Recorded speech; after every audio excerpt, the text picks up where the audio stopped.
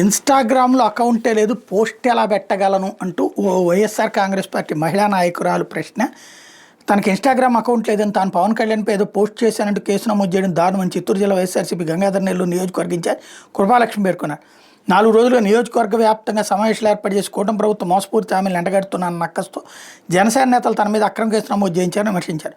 సోమవారం కృపాలక్ష్మి గంగాధర్ నెల్లూరులో విలేకరులతో మాట్లాడుతూ తాను రాజకీయ ప్రస్థానం మొదలుపెట్టి నాటించి ఎవరి గురించి అవమానకరంగా మాట్లాడలేదన్నారు.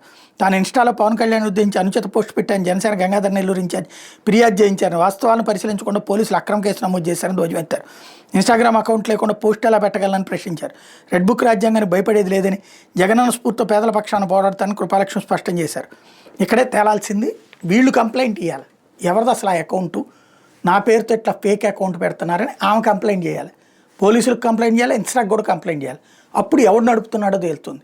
అప్పుడు ఈమె మీద ఈమె పేరుతో ఎవడన్నా చేశాడా, లేదు ఈమె చేస్తూ నాటకాలు ఆడుతుంది అనేది తేలుతుంది.